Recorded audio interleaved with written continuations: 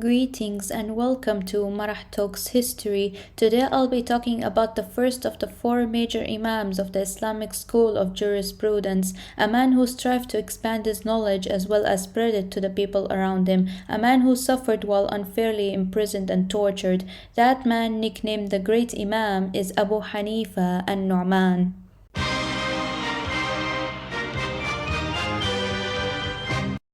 Nu'man ibn Thabit ibn Zuta ibn Marzuban, more commonly known by his nickname Abu Hanifa, was born most probably in 699 AD in the city of Kufa, Iraq, in the Umayyad Caliphate during the reign of Abdul Malik ibn Marwan. He was the only child of his parents. His father, Thabit ibn Zuta, was a wealthy merchant of Persian origin. Abu Hanifa grew up in Kufa, and under the guidance of his father, he was sent for education and learning the Quran. At the age of 16, his father had died, and he continued his family's trade, selling khaz, a type of silk cloth. During his days as a merchant, he developed a reputation of being an honest, kind, and a generous man.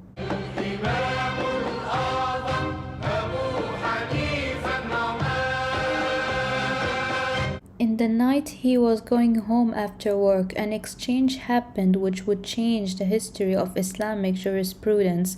On his way home, he crossed paths with Imam Ash-Sha'bi, whom he credited with seeing his potential, which would motivate him towards seeking knowledge. Imam Ash-Sha'bi asked him, "What do you do in your free time?" Abu Hanifa replied, "I go to the market where I manage my trade." Ash-Sha'bi then asked him, "There are many scholars around. Which one teaches you about religious devotion?" Abu Hanifa replied that he did not have a teacher, to which Ash-Sha'bi responded, "Do not live your life like a headless man. Focus on learning beneficial knowledge. Sit within the school. I see within you beneficial qualities." After this interaction, Abu Hanifa decided to learn more, researching the different branches of Islam, such as the Quran and sayings of the Prophet. After that, he went back to Ash-Sha'bi to inform him about his decision, to which he replied, "I wanted you to be that, but I did not impose it on you." Back then, Kufa was the center of learning, with many famous scholars teaching in that area.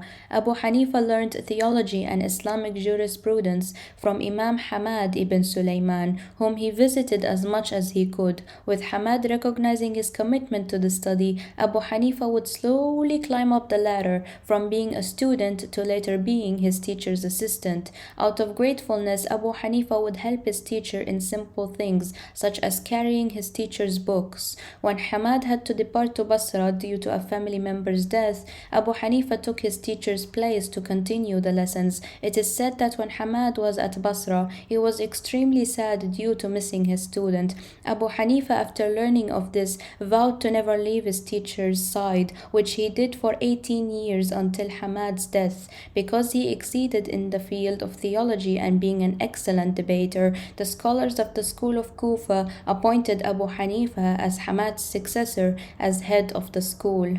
After completing his studies in Kufa, he wanted to learn more about the other fields of Islamic studies, for which he traveled to Mecca, which was the center of religious teachings, where he learned the sayings of the Prophet from Imam Ata ibn Rabah, who in turn learned the sayings of the Prophet from a companion of the Prophet, Abdullah ibn Abbas. Abu Hanifa is said to have had over 4,000 teachers, in which some sources say were companions of the Prophet, most notably Anas ibn Malik. His teachers include Amir al-Sha'bi, Hamad ibn Sulaiman, Ata ibn Rabah, and many, many more.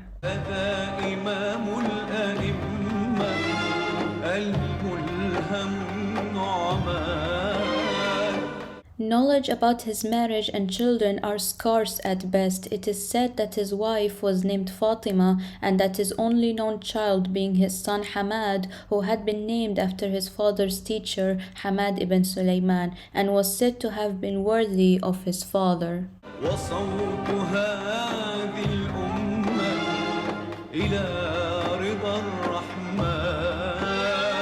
As he grew in knowledge, Abu Hanifa would start his own school of Islamic jurisprudence, teaching and influencing great Imams, including Imam Abu Yusuf and Imam Malik ibn Anas, who in turn started his own school of Islamic jurisprudence. Abu Hanifa would slowly start gaining a huge following, with his reputation being that of fairness. He started attracting the notice of different caliphs. Abu Hanifa was offered many different posts by the last Umayyad Caliph Marwan II ibn Muhammad, which included chief treasurer and chief judge, but he had refused all offers, which resulted in him being imprisoned and tortured. It was until the Umayyad Caliphate was overthrown by the Abbasids, establishing the Abbasid Caliphate under the rule of Khalif Abu Abbas as-Safah.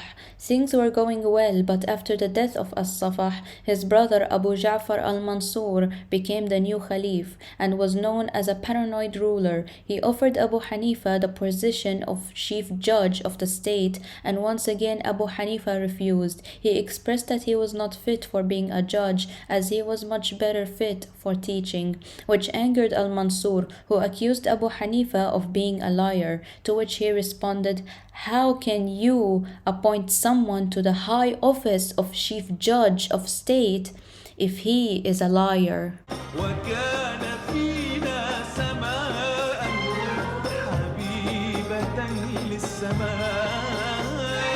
Abu Hanifa's response angered al-Mansur even more, to the point he ordered his imprisonment and torture around the year 768 AD. It is said that while he was imprisoned, he was taken out each day and given 10 lashes, to the point he had received it 110 times. In the year 767, full of regret, al-Mansur visited Abu Hanifa in prison while he was praying, and when he finished, al-Mansur understood that he had wronged him and apologized and begged for forgiveness. All the while Abu Hanifa was making dua to God, and after he was done and he died while in the state of prostration, after realizing Abu Hanifa died, al-Mansur cried out, "Abu Hanifa died before he forgave me. Who will save me from Abu Hanifa, both when he was alive and when he is dead?"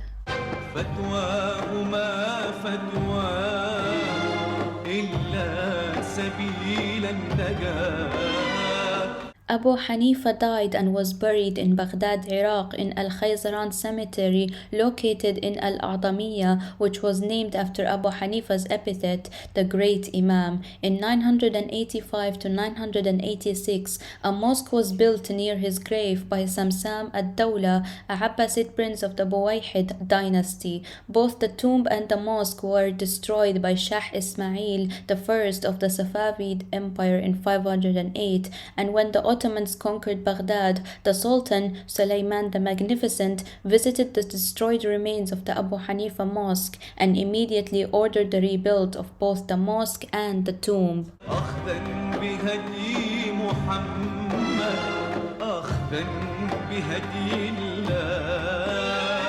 His accomplishments include being a key figure in developing and influencing the development of Islamic theology. His famous books Al-Fiqh Al-Akbar, Al-Fiqh Al-Absat, Kitab Al-Athar, Alim wa Muta'allim, and At-Tariq Al-Aslam, Musnad Abu Hanifa are still being studied and inspired many scholars, including the 3 other major Imams who went on to establish their own schools of Islamic jurisprudence. But his greatest accomplishment is establishing the Hanafi school of Islamic jurisprudence, which is followed by many Muslims till today.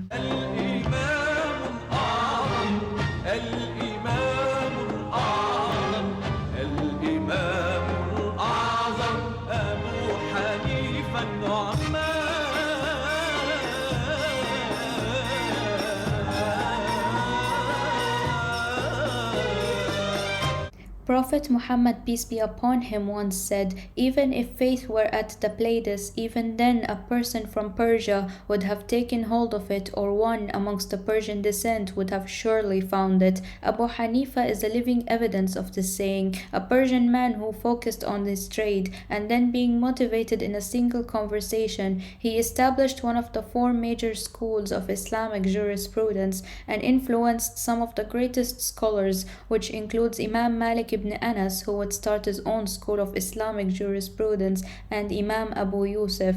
His works about Islamic jurisprudence, theology, and sayings of the Prophet are still used to this very day. 45% of Muslims are Hanafis, following his teachings. He is praised by many. Scholar Al-Jahiz said, "There are two types of people about Abu Hanifa, the envious or the ignorant. As for the envious, he does not do the same as what he did. As for the ignorant, he does not know what he said. He truly deserves the nickname the lamp of the Imams, as he shone the lamp for the scholars of the future to set out and seek knowledge, to carve a path for helping others."